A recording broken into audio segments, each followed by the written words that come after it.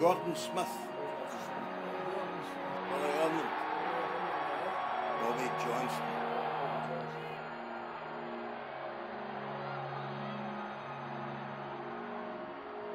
My name is Debbie Tolson and I'm the Alzheimer's Scotland Professor of Dementia, and I have a nursing background. The Memories FC Knowledge Exchange project came about due to interest in the potential of football reminiscence that had started here at Hampden Park in the museum, and the evidence that was beginning to emerge was that we had something very exciting, very new and potentially very helpful for people with dementia. Reminiscence is something that people do naturally. We talk about the past, we reflect on things that we've done. We think about telling stories to people just as a natural way of being. Reminiscence therapy is taking that up into more of a clinical therapeutic benefit, where we're trying to deliberately trigger the way people think and use accessible memories. And why it's important in dementia care is so often people feel diminished by the changes in their cognition, their ability to talk and perform, and they lack confidence and often withdraw into themselves.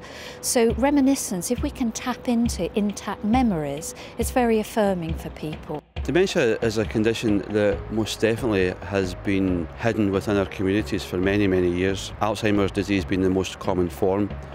It's a very life-limiting illness in the later stages, but importantly it's a condition that if you engage early enough, you can live very well with dementia and indeed can be part of your community for a considerable length of time.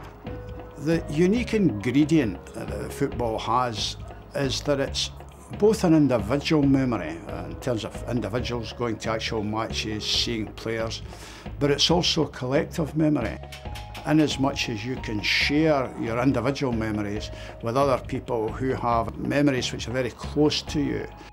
We had a group of academics and different partners, different practitioners coming together, forming the core project team, but we also formed a steering group which included people from performing arts, for example playwrights, musicians, and people who had worked in different voluntary capacities with stadium communities. So this was a really exciting mix of expertise and different ways of looking at the world and understanding things together. The Football Museum was a great place for people to come and visit and begin to talk to each other about some of the memorabilia and artefacts that are in the museum. On top of that, we had Alzheimer's Scotland, who were fantastic partners as well for us, because they enabled us to reach much, much wider than what we could have through our own networks. It developed both the sort of social and the educational role of the museum. The Football Museum is in Hampden Park, which is the national stadium in Scotland. It's been here for about 10 years and it covers the sort of heritage of the game in Scotland. We went around Scotland working in partnership with different clubs to invite people with dementia who had an interest in football to come along to meet with us, to share with us their memories about football, to bring memorabilia about their local teams, things that they had enjoyed. And what we felt would be really exciting was to commission Porrick Coyle, who is a playwright, to work with our data. He suggested that we might be able to formulate a short play. The play was written after listening and re-listening to all those tapes, all those oral histories, so it told the story of the pattern of the things that were most memorable to the men from around Scotland.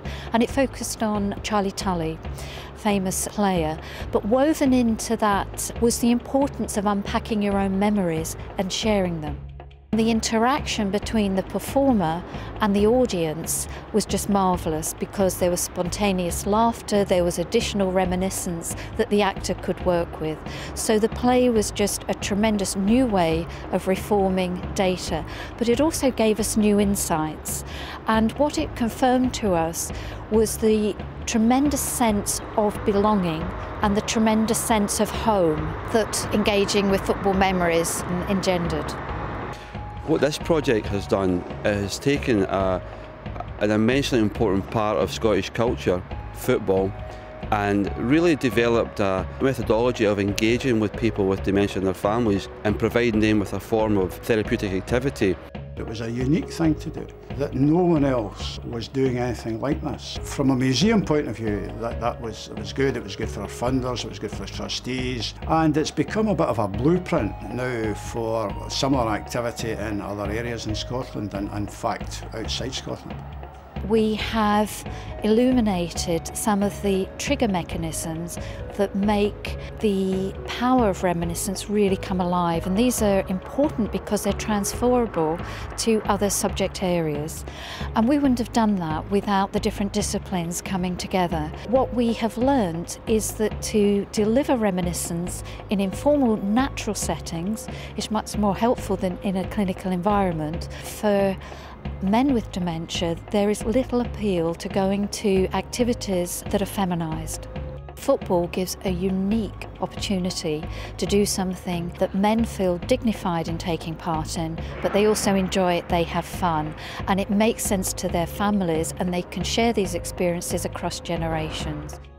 We already have 2 follow-on projects through the Knowledge Exchange project. So we have a football reminiscence project going forward in Spain, and in America we're working with collaborators to take forward baseball-focused reminiscence.